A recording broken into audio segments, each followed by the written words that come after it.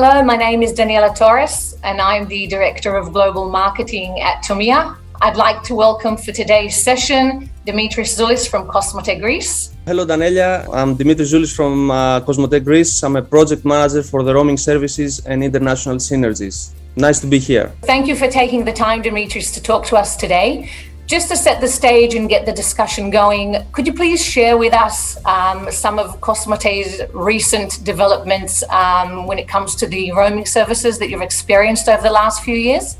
Yeah, of course. It was 2018 when the company decided to appoint me responsible for the roaming services. Back then, the roaming services were not developed to their full potential, and the legacy system that we had was outdated, basically. The new platform that we implemented gave us the opportunity to fulfill the needs of commercial roaming, whether it was an idea, whether it was a new service or a future. But we also felt confident to adapt to new roaming trends that were emerging. So it was a long journey, but fortunately the collaboration between Tomia and COSMOTE was excellent, and Tomia's expertise basically made the transition from the old platform to the new a lot easier.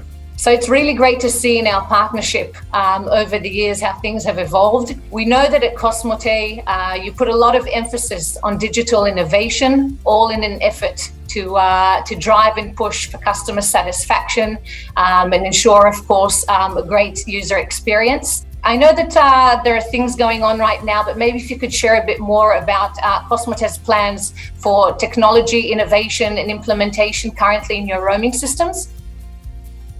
Yes, of course, Daniela, we're always busy. Now we're in a place where we're implementing various services according to our needs. Recent examples are the LTE steering for our outbound roamers. Let me mention that this was something not possible with the old platform, as it didn't support LTE technology. Also, we have concluded the mobility manager service, which essentially will give us the tool to offer to our outbound roamers a customized roaming package that fits customers' individual needs. Also, from the top of my mind, in the very near future, we intend to implement LTE support for the Welcome SMS platform, basically enabling us to send SMS messages to our outbound roamers that are latched to pure LTE networks, as well as LTE support for the mobility management service that I mentioned a few minutes before. In between those services, there are, of course, the yearly security packages, network optimization projects, and other day-to-day activities that keep the services uninterrupted and 100% available. So our hands are full all day. It's also great to hear, as I said, that a lot has been going on, and it seems as if this better platform that you described really enabled the ability to adapt to new roaming changes or new roaming services that were emerging over the past few years. We know that these trends have a significant impact on the telco industry as a whole, and particularly when it comes to roaming. In your view, can you share some of these recent trends, or what do you think would be these key trends going forward? I want to be cautiously optimistic for the near future, as I believe that we will face a lot of challenges. Firstly, let me say that I want to see the roaming traffic getting back to normal levels. Don't forget that the past 2 years, people were not traveling due to the pandemic. Hopefully this year roaming traffic will reach pre-pandemic levels. And as a matter of fact, I see this trend for both inbound and outbound traffic. But remember, we're still in summer period, and I'm talking from Athens, Greece. That's why I'm saying that we're still in summer period. And so far COVID has not been an issue. On the other hand, technology is moving forward, COVID or not, and different roaming needs are presented. With the shutdown of the 2G and 3G networks, voice over LTE is now taking off. Operators like us, we don't want to lose continuity of service and coverage. So this situation needs to be adapted by the operators. There is also a big push on the IoT roaming traffic, and I think the rise of the 5G accelerated that. And for many operators, IoT traffic is a black box. We don't know basically anything about it, which potentially with the right moves can result in new revenue streams. But operators need to be very careful on handling this traffic, since machine-to-machine traffic differs a lot from the standard roaming traffic, and different, more suitable charging models need to be applied. Last but not least, 5G is the key word for the way forward. This will keep us busy for the next few years.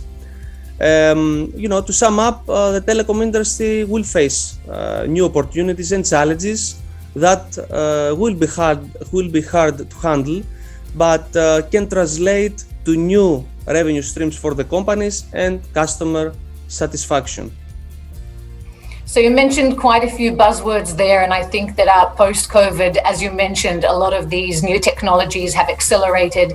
New use cases have been also derived with the introduction of new technologies. So 2G, 3G network shutdowns, VoLTE roaming, 5G implementation, and as you said, Internet of Things. How do you see the market being impacted by these, or the introduction of these new services? All internet users are looking for higher speeds. So innovations like 5G are a must for all operators. But there are external factors that we need to consider. I'm hearing all the time about the chipset shortage that we will face next year. These chipsets are used in 5G handsets. Will this reduce the 5G subscribers? It remains to be seen. We don't know yet. Operators will look for new revenue streams in the Internet of Things, in the IoT traffic. But handling new agreements with different charging models on top of the existing roaming agreements will sure be a challenge for the operators. And also, security is a hot topic.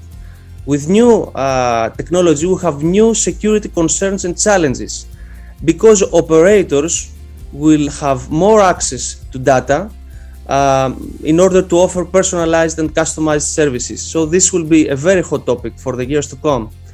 As I said, there are a lot of external factors, but let's hope everyone that COVID would not be an issue in the years to come. Oh, absolutely. I fully second that. And I also think that, as you said, a lot of new challenges will definitely support or help generate additional use cases and new revenue streams for operators. And it's also very interesting to hear how all of these components come together to the big picture. Daniela, the rebound from the pandemic will make a distinct imprint on the telecoms industry in the years to come, affecting service distribution, device availability, and consumer data consumption habits. And based on these three pillars, operators will need to be more vigilant, flexible, monitor their networks better and closely, and adapt to consumer needs and provide personalized and customized services. I think this is the future. This won't be easy for the operators. It adds a lot of complexity, but on the other hand could drive innovation and faster rollout on areas that previously may have not been on our top priorities, and I mean the operators' top priorities, and in the end could drive to new revenue streams and customer satisfaction. So definitely it seems as if challenging times can definitely bring out new opportunities and new innovations. Dimitris, it's been a pleasure. Thank you so much for taking the time to share your insights, your personal experience and expertise on these topics. And we do look forward to our increased partnership in the years to come. Thank you very much. Thank you, Daniela. It was a pleasure to talk to you.